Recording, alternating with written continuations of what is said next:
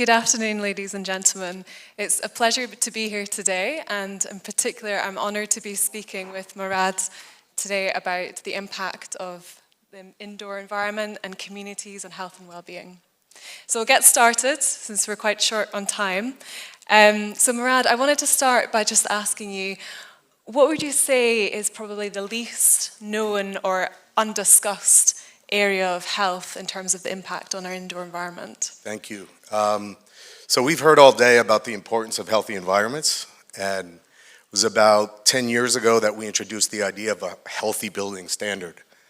And since then, we've seen how profoundly important it is for people and health. And what we've then started to ask is a different kind of consideration.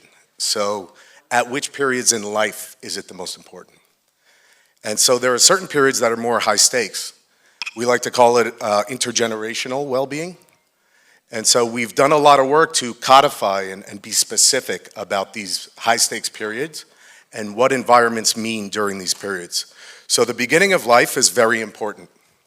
So that's the 9 months in the womb determine about 70% of every human in this room's future. And the end of life is very important. And so the environments during these periods have been a special consideration for us over the last few years.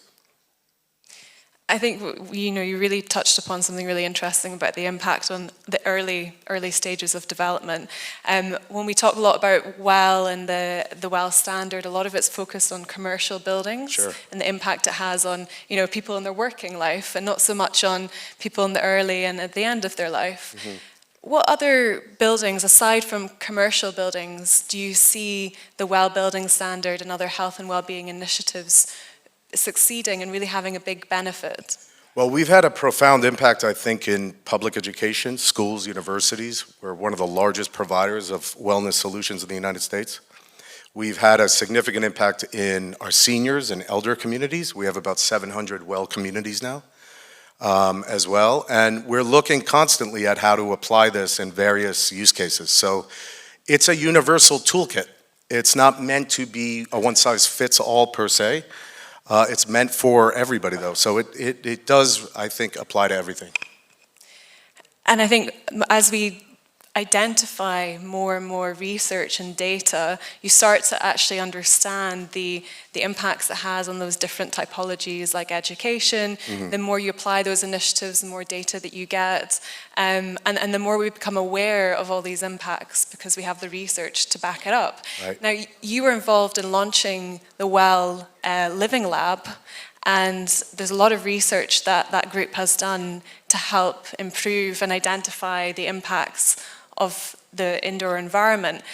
What's some of the interesting research that's come out of that lab recently, and what's the aims of the lab for the next year? The lab is a really spectacular, I think, initiative that has been taken on for public benefit, public education. What we've been able to do in the lab is simulate a real-world environment and test different technologies. So, for instance, we've done, I think, pretty important work as it relates to lighting and dementia for elders. We're doing important work right now on air quality as it relates to elders. We've done, I think, seminal work as it relates to air quality in public classrooms. So we're constantly connecting the dots of what humanity and society really want to learn, and then simulating it in a real-world environment, in a lab setting, but really trying to unlock what's fact and what's fiction. Mm-hmm. And how do we translate that to really positive insight for humanity? It's interesting what you touched upon on dementia, because there's been a lot of dementia villages created. You might have seen the example in the Netherlands. Yes. Where they've created this community village that allows people with dementia to feel that familiarity of being at home, and also different zones and spaces that they can interact in, from in their room to then exploring like a small community to then being able to explore bigger communities. It's sort of leveling the different experiences that they get at a community level, and that helps to form more connectivity and connection, and being connected to people has a huge impact on our well-being as well. It's massive. I think one of the really fascinating things that we've seen is the development and rise of intergenerational communities. Some of our projects in senior living right now are being done on college campuses for that exact reason of social connection, that's really important, especially at the elder phase of life.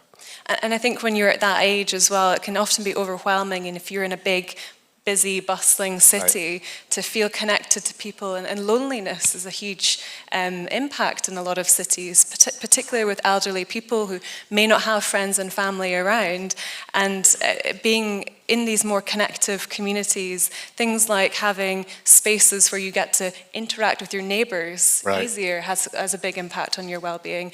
You know, we look in Dubai and you have a lot of skyscrapers around, and often when you go into the elevator, you don't see the same people in the elevator, therefore it's difficult to get to know your neighbors because you're constantly exposed to different people in such a big building. But what I have seen really successfully is a lot of buildings having breakout spaces, making it smaller, more connected. So rather than having one big community centre, you have breakout smaller community centres in different parts of a building or a master plan, so you have those connectivities. Is that an area that you see as a big part? You know, we talk about air quality, water quality important, but what do you think about that connectivity? Yeah, I think what's interesting is we've had enormous studies done on the intergenerational communities. There are 72 such communities where elders live on college campuses, and the average life expectancy is 7 years more.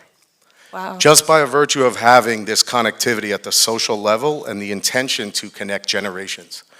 So we think at every level, whether it's design, but even just the location of a community, at every level there's really profound health benefit.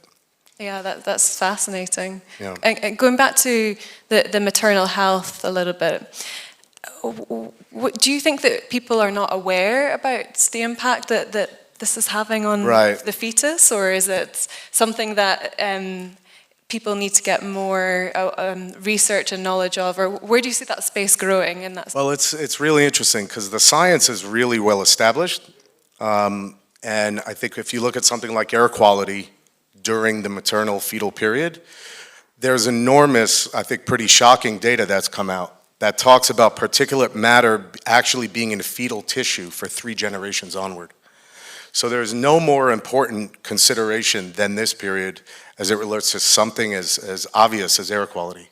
I think that's really important that you bring that up, because we were talking about it earlier about particulate matter has obviously a very negative impact on individuals, but I think not many people realize that actually it does impact a pregnancy, and it can have an impact on that child's life as they grow up, even if they're not alive at the time to be exposed to the particulate matter. Right. I mean, if you think about pregnancy, it's exponential wellness or exponential toxicity. So it's this window where anything will get multiplied at an exponential level. Yeah. And you know, talking on indoor environment as well, the amount of materials that we have, the VOCs, you know, we've touched upon particulate matter, but also things like painting your living room, the impact that the paint has on off-gassing, and you breathe that in, it has chemicals that have endocrine disruptors as well. So I guess just to wrap up, if you could recommend one thing that people could do today as a takeaway to help improve their own internal environments, to improve their health, what would that be? Yeah, I think Paul touched on it pretty coherently. There's a whole slew of solutions and tools, and I think it's about figuring out really best practices as a baseline, but advancing very specific technologies to build on top of that.